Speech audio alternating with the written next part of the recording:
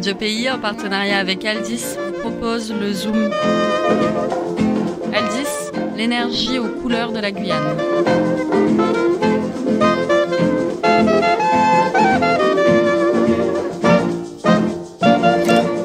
Bonjour Florian, figure-toi que j'étais à l'île de la Grenade la semaine dernière et j'ai plein de choses à te raconter. Vas-y, raconte-moi tout. Moi j'étais à Paris, autant te dire que c'est pas la même ambiance. Ouais, j'avoue.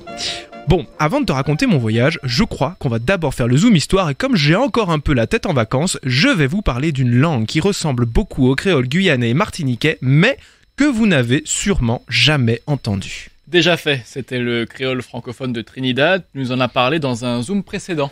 Erreur, j'en ai découvert un autre, le créole francophone de l'île de la Grenade. Chers auditeurs, dans le Zoom, nous avons déjà parlé des créoles francophones présents dans des pays où l'on ne parle pas français. On avait parlé du Caripuna, un ancêtre du créole guyanais parlé par des Amérindiens du Brésil.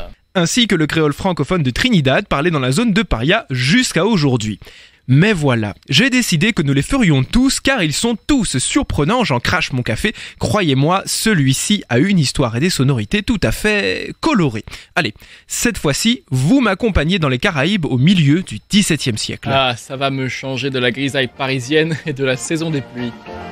You're making yourself a papi show, Melda. You're making yourself a bloody clown. Rangez votre maillot de bain, il sera de trop. Nous sommes en 1650 et les Français sont déjà bien installés en Martinique. Et là, ils réalisent que pas très loin d'eux se trouve une petite île, et j'insiste sur petite, car c'est l'une des plus petites surfaces au monde, 344 km². C'est à peu près la taille de ma cuisine. C'est à peu près la taille de ma voiture. Bref, les Français convoitent l'île de la Grenade dès 1650, établissent le contact avec les Amérindiens caraïbes qui y vivent. Ils utilisent une petite technique pour bien se faire voir.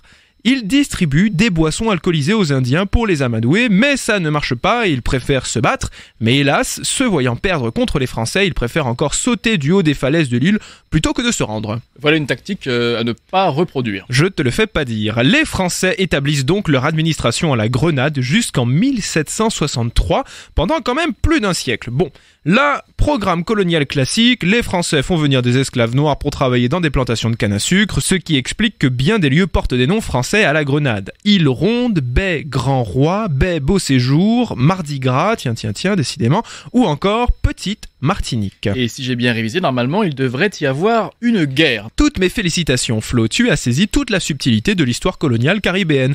Si aucune guerre n'éclate, elle ne va pas tarder à éclater, et si elle n'éclate pas contre les Hollandais, c'est parce qu'elle a éclaté contre les Britanniques. Et justement, les Anglais attaquent les Français de Grenade et se retrouvent à la tête d'une population qui parle majoritairement de la façon suivante. Bobakabayi et Chien Bagaille. C'est pas très anglais en effet, je suppose que les Français vont quand même insister. Après 113 ans sur l'île de la Grenade et laissant derrière eux une population qui parle français et créole, celui que vous venez d'entendre, inutile de vous dire que les Français sont très chauds pour continuer à jouer au chat et à la souris. Les Britanniques ne restent que 16 ans sur place et boum, une nouvelle bataille. On nous avait manqué. Bataille sanglante, la capitale est saccagée, la tension palpable, mais qu'importe. La Grenade demeure une possession française, mais bon, je vous la fais courte, les Britanniques récupèrent l'île en 1783, donc à peine 4 ans plus tard. On comprend donc qu'en dépit de ce va-et-vient franco-anglais typique de la colonisation caribéenne, la situation linguistique de l'île de la Grenade ne varie pas, et d'ailleurs c'est plutôt pratique parce que les esclaves employaient le créole pour que les Britanniques ne les comprennent pas. Quand on y pense, c'est vrai que cette situation linguistique étrange donne quelques avantages, mais les propriétaires terriens, eux, parlent français et créole. Et oui, il y a donc deux types de colons, ceux qui étaient là avant, ceux qui viennent d'arriver. Donc, ça va causer quelques problèmes entre les colons eux-mêmes. En 1795, les Français de l'île de la Grenade organisent leur propre révolte dans le sillage de la Révolution française de 1789. Mais ça ne marche pas. Sur le long terme, la Grenade reste britannique et l'usage du créole et du français va progressivement décliner au profit d'un nouveau créole. Qui, je suppose, sera à base lexicale anglaise. Tout à fait. Les Anglais acquièrent de nouveaux esclaves qui, eux, ne parlent ni français ni créole francophone et pour eux, les colons principaux sont anglophones et donc, boum, un nouveau créole à base lexicale anglaise apparaît.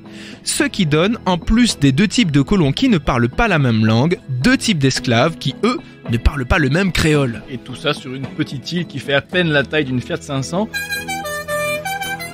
fait, la situation de la Grenade est assez similaire à celle de Sainte-Lucie, où on parle anglais majoritairement, mais aussi deux créoles, l'un à base de français et l'autre d'anglais. C'est très similaire, mais la grosse différence, c'est que le créole à base française est pour le coup assez différent et surtout, il est beaucoup moins présent. Le français va complètement disparaître de la Grenade à partir des années 1860. Pourquoi ? Parce qu'un gouverneur britannique va favoriser l'usage de la langue anglaise. Your attitude is not just. La seule trace des Français demeure le créole en question, mais uniquement dans les zones rurales et uniquement parmi les descendants d'esclaves amenés par les Français, ce qui limite le nombre de personnes quand même.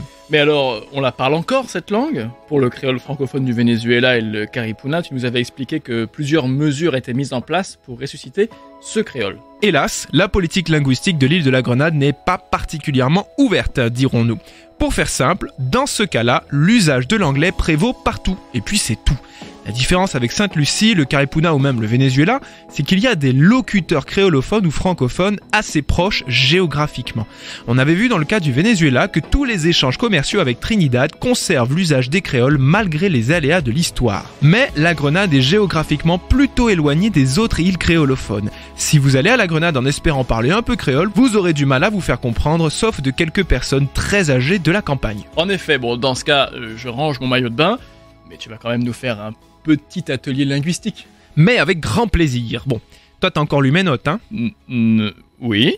Mais avant de me lancer dans l'atelier linguistique, voici une petite chanson traditionnelle chantée entièrement en créole de la Grenade. La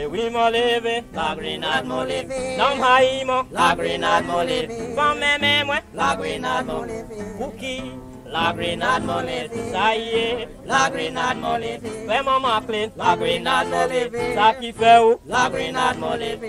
Ça donne envie d'y aller. Allez, je reprends mon maillot de bain. Si j'arrive face à des personnes que je ne connais pas, je vais dire « je ne connais pas ces gens ». En créole grenadien, ça donne On va connaître Moutsaïe, non? Si je me rends compte que ces personnes vendent quelque chose que je n'arrive pas à déterminer, je vais me dire « qu'est-ce que c'est que ça ?» Ça y est. Ah, il se trouve que ces gens vendent du Cinnobol, alors je vais leur demander c'est combien, hein ? Combien pour ça? Combien pour ça? Mais voilà, il n'y a pas assez de sucre dans mon Cinnobol, donc je vais leur demander, en créole grenadien, Mettez un peu sick la daille. mais évidemment ça ne leur plaît pas, et ils me demandent sur un ton déplaisant, Ça regardez-moi là. inutile de traduire, et je m'en vais parce que la tension monte et que j'ai des vacances à terminer et des épisodes du Zoom Histoire à rédiger.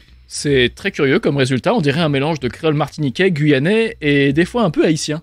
Tout à fait. Dans d'autres phrases, on voit également des choses en commun avec le créole de la Guadeloupe. Et bien sûr, vous imaginez que bien des mots anglais se sont mélangés à cette langue au fil du temps.